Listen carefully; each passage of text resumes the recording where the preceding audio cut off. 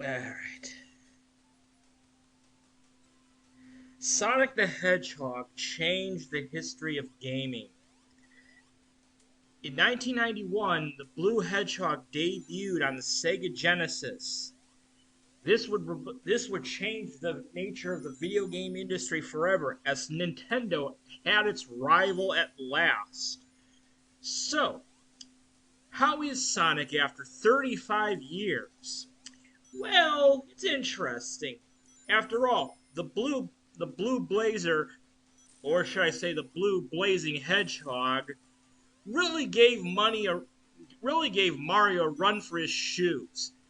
But does the game hold up compared to Super Mario World? Well, here's the thing. Super Mario World is a classic game for sure. But don't go thinking Sonic is some slug. He ain't. He's one of the best, it's one of the great video games of all time. And really gave Mario a run for his money. Although Mario does have the fire flowers, but Sonic has the speed. So, just how is the game? Well, it's a typical platformer of the era. You're collecting rings, but unlike Mario's coins, these actually act as your health. You see, when Sonic gets hit, he loses rings and has to go get them again. This would mean it chasing after them, eventually they'll disappear. And unlike Mario's levels, which tend to be more exploration based, the Sonic levels tend to be very arcadey oriented. Very linear. Yeah, there's secrets here and there, but not to the same degree that you're going to get out of a Mario game. But I'll say this, the soundtrack for the Sonic games is really good. There's some really cool tunes in this game, most notably the Green Hill Zone, Marble Yard Zone, and Spring Yard Zone being some classic themes, along with the Starlight Zone. So yeah, Sonic has shown himself to be a worthy contender to compete with Mario, and has a franchise that goes with it.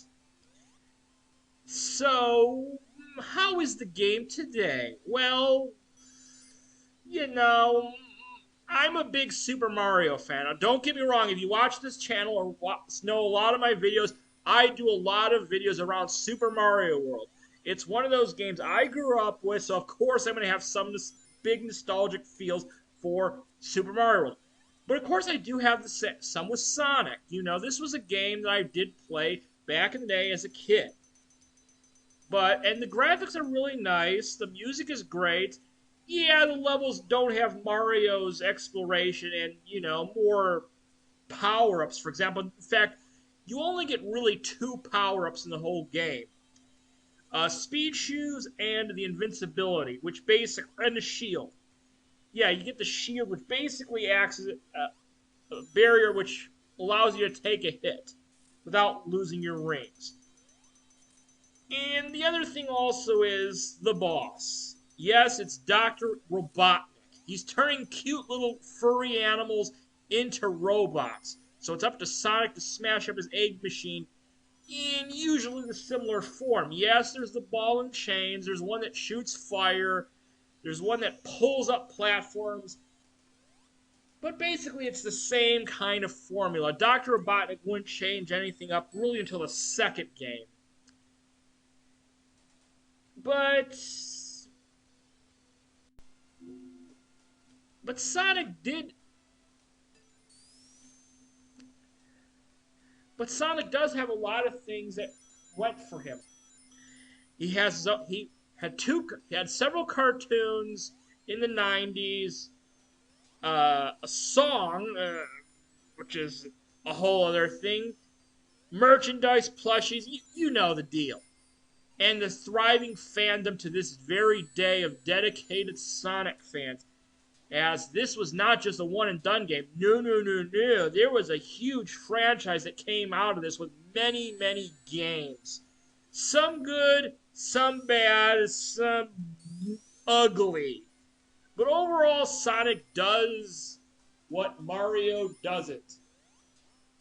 But that doesn't make any sense. But who cares? Who cares? Sonic's awesome. Yeah, it's no Mario, Super Mario World. But remember, when this game came out, the two big platformers of that era was Super Mario Brothers 3 and Mega Man 3. So you had the big threes. And of course, Bonk. But Bonk was never that big, really. Yeah, Bonk was billed as TurboGrafx 16's attempt to beat Mario at his own game, but never quite could capture the same imagination of the public as the Blue Hedgehog. Yes, later games would add more characters, bigger stories, um, questionable characters, and ugh. So overall, Sonic the Hedgehog is a great game. Is it as good as Super Mario World? I don't think so, but it's not a bad game by any stretch of the imagination. No, far from it.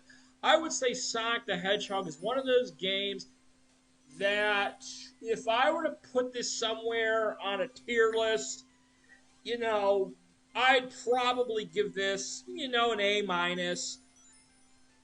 It does have a superior sequel. That's the thing about this game. It does have a superior sequel in the form of Sonic the Hedgehog 2, which most people would say is the better game. It has more levels, a second character, more varieties of Robotnik. I would argue the best soundtrack of any game on the Sega Genesis. Mystic Cave Zone is bumping. Chemical Plant Zone is awesome. It's got some awesome tunes. Not to say Sonic 1 has some awesome tunes. Obviously, I mentioned them. Green Hill Zone, Marble Yard Zone, Spring Yard Zone, they're all classic songs. Um, the one thing, the game is short and it's fairly easy. You can breeze through this game. And I will mention these bonus games where you get the Chaos Emeralds, but unlike later Sonic, they don't really do anything. You just got to go through a Jimmy Buffett maze, and basically that's it. You don't want to fall in the stops because then you get out of the bonus game. The emerald is guarded by some barriers that you got to break. But I do like it. Yeah, it's not, it has that cool 3D thing like the one in Sonic 3, but it's way better and more fun than the one in Sonic 2, let me tell you. Because that one always, always annoyed me as a kid.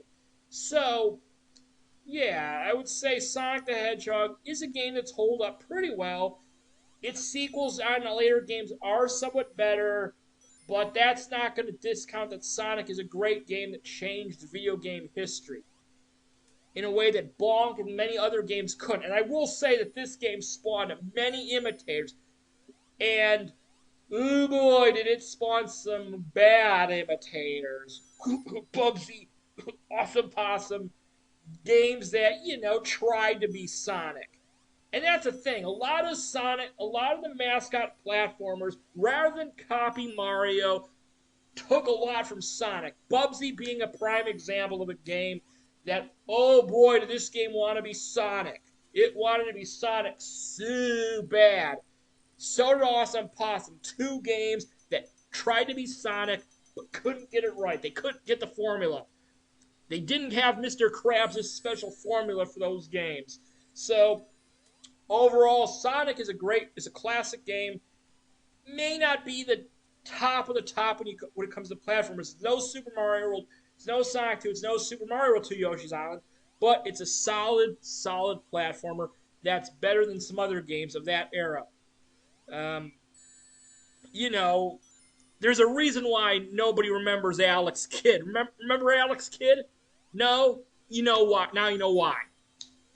Yeah, so that's been Sonic the Hedgehog, the 35th anniversary of Sonic 1. And next year I'll probably do one for the 35th anniversary of Sonic the Hedgehog 2.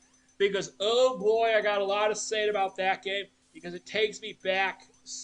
One of those games that defined my childhood in a way that few games, well, I played a bunch of games, but, Maniac Mansion, Final Fantasy 3, aka Final Fantasy 6, those were games. Earthbound, Super Mario game, what else? Doom, Commander Keen, Incredible Machine, games like that defined my childhood.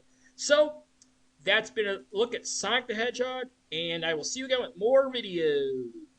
Yeah.